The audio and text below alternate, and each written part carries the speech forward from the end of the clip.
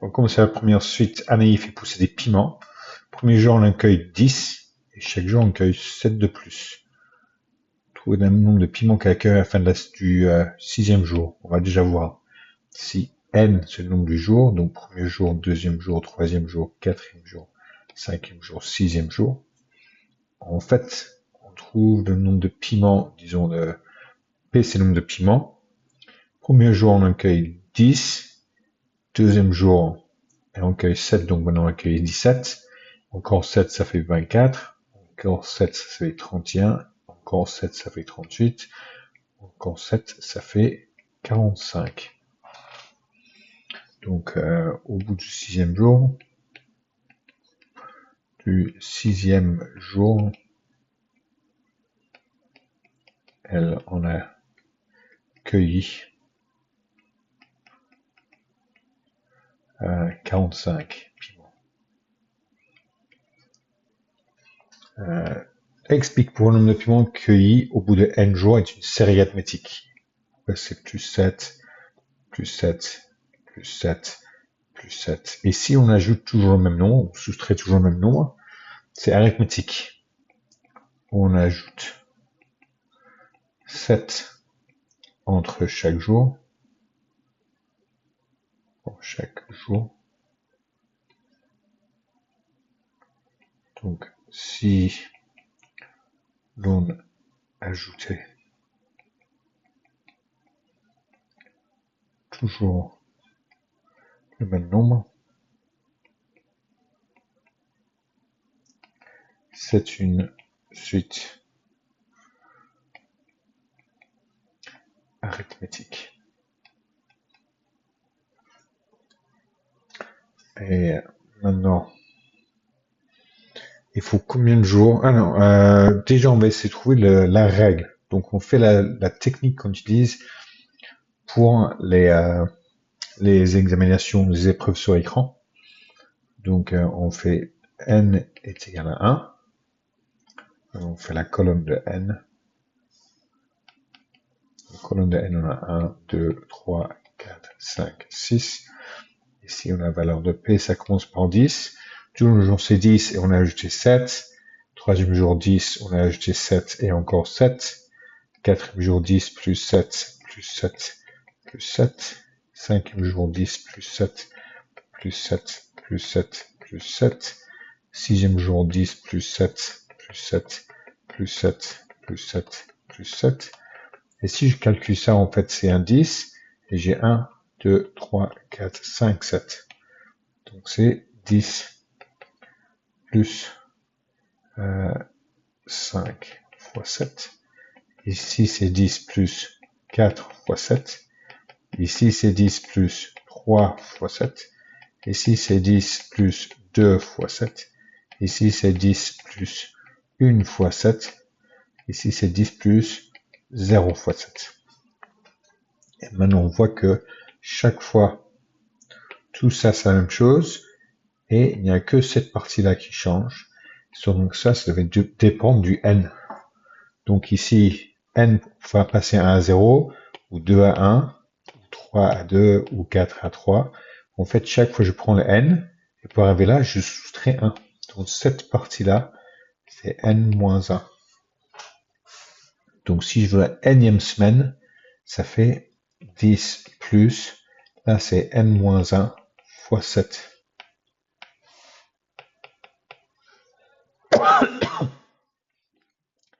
Qui revient 1. 10 plus 7 fois n-1. Je peux multiplication dans quel sens? Je développe les parenthèses. Donc on a 7 fois n, ça fait 7n, plus 7n. Et ici, positif fois négatif, c'est négatif. Et 7 fois 1, ça fait 7. Donc ça se simplifie en 10 moins 7. Pardon, 10 moins 7, ça fait 3 plus 7n. Ou je pourrais essayer rien, 7n plus 3, c'est la même chose. Donc ça, c'est P, le nombre de piments.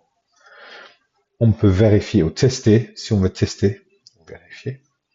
On va mettre n est égal à 1. P est égal à 3 plus 7 fois 1, qui est 3 plus 7, est égal à 10. C'est juste. N est égal à 2. P est égal à 3 plus 7 fois 2, qui est 17. Ça, c'est juste.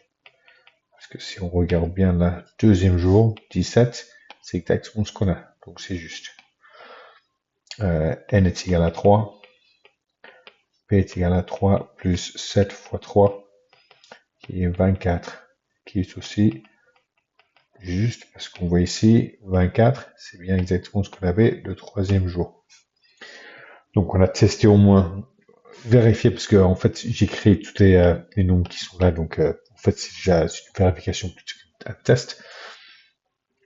Il faut combien de jours pour arriver à 150 piments cueillis? Mais ça veut dire que le nombre de piments est égal à 150. On utilise la version qu'on a là, ça veut dire que ça, qui est le nombre de P, est égal à 150. Donc 7n plus 3 est égal à 150. C'est bien ça, c'est égal à ça, parce que P, c'est la même chose. Maintenant, pour faire enlever le plus 3, je soustrais 3 des deux côtés. Ça disparaît à gauche. Et là, j'ai 147. Et maintenant, je divise par 7. N est égal à 147 divisé par 7, ce qui fait 30. Donc, il faut 30 jours pour accueillir 150. Voilà, la question, elle est faite. Des fois, la valeur qui arrive là, c'est pas exactement 150. Donc, des fois, ça arrive au-delà de 105, ou en fait, j'ai un nombre qui est plus petit que ce qu'il faut. En fait, c'est cette semaine-là que ça arrive vraiment au niveau qu'il faut. Donc, il faut remonter à la... Non, il faut prendre quand même le jour où ça dépasse la valeur qu'on veut. On peut toujours remettre le 30 ici dedans pour voir si ça marche. Si on met 30 là-dedans, on a 7 fois 30. Alors, qu'est-ce que je fais? Je passe 30. C'est 70. Non. Qu'est-ce que je fais? C'est 21.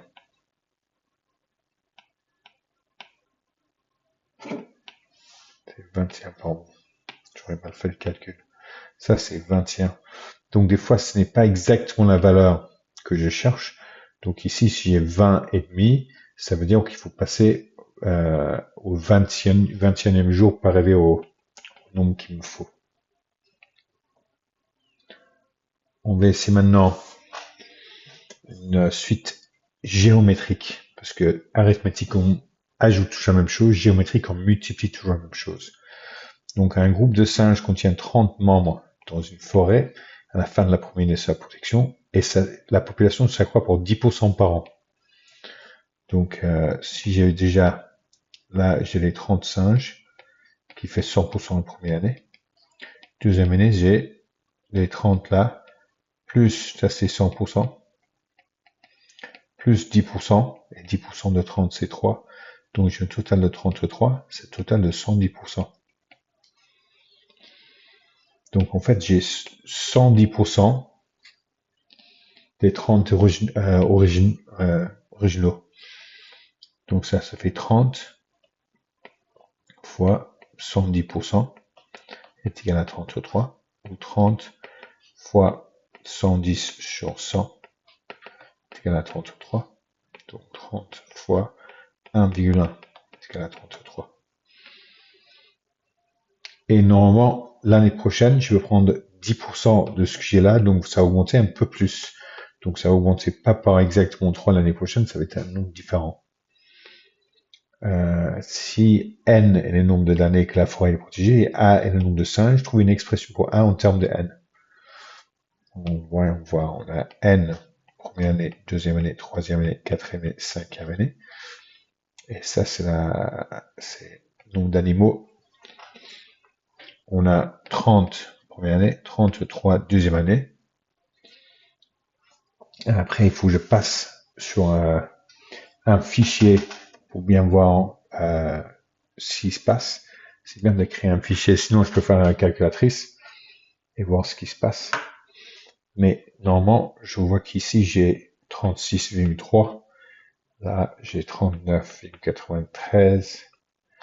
Et là, j'ai 43,923. Là, je vais calculer la chiffre, je fais 30 fois 1,1. Pardon, je vais mettre ici pour qu'on voit.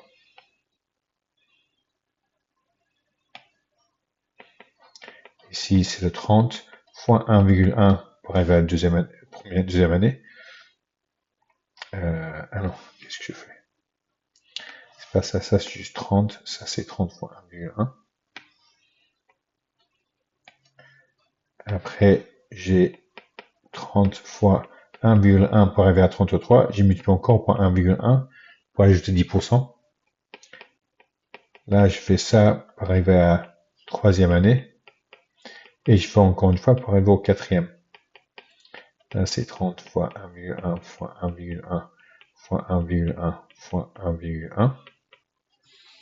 Et maintenant, exactement qu'on fait avec des additions, est-ce que je peux au moins calculer? Donc là, 1,1 fois 1,1 fois 1,1 fois 1,1. En fait, ça c'est 30 fois 1,1 puissance 4. Ici, c'est 30 fois, j'ai 1,1 multiplié par lui-même 3 fois. Là, j'ai 30 fois 1,1 multiplié par lui-même 2 fois, donc c'est carré de 1,1. Là, c'est 30 fois 1,1, donc ça c'était puissance 1.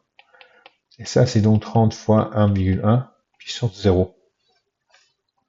Je regarde bien le calcul que j'ai ici, c'est toujours exactement la même chose. La seule chose qui change ici, cette colonne-là.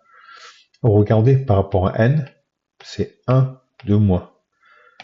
Donc si je prends nème, ça c'est 30 fois 1,1 puissance n-1. N-1 c'est tout dans la puissance, dans l'exposant. Donc là on a trouvé une expression. Donc maintenant je peux utiliser cette expression pour trouver tout de suite le nombre de singes qu'il y a au bout de 10 ans ou ce que je veux. Donc si n est égal à 10, on a la population de Nemo, c'est 30 fois 1,1 puissance 10 moins 1, qui est 30 fois 1,1 puissance 9, qui est 70,738, etc. Donc à peu près 71 singes. Et 20 années, elle est égale à 20. A est égal à 30 fois 1,1 puissance 20 moins 1, qui est 30 fois 1,1 puissance 19, qui est 183,477, etc., qui est à peu près égal à 183 singes. Il faut combien de temps pour arriver à au moins 400 singes dans la forêt? Ce serait judicieux d'utiliser le fichier Google Sheets. Alors, heureusement que j'en ai déjà fait. Je passe à Google Sheets. Et là, ici, j'ai créé dans le système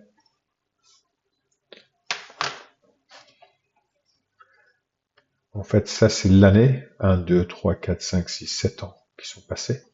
Et le nombre de singes, je commence avec 30.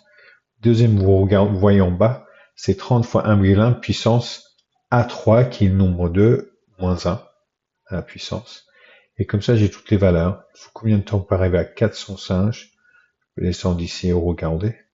Ah, il faut 29 ans pour arriver à 39 singes. Donc c'est à 400 singes pardon. Pour arriver à 400 singes, il faut combien j'ai dit? J'ai oublié maintenant. C'est 29 années, 29 ans.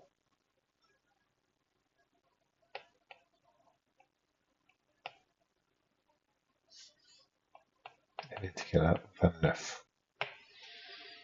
Voilà la réponse. Donc on voit qu'on peut créer, que ce soit arithmétique, là, j'ajoute toujours la même chose, ici, et ça devient une multiplication. Si je multiplie chaque fois, je multiplie toujours par la même chose, ça devient des exposants. Et chaque fois, je peux remplacer quand même la valeur là par normalement c'est n-1, c'est pas toujours normalement c'est n-1.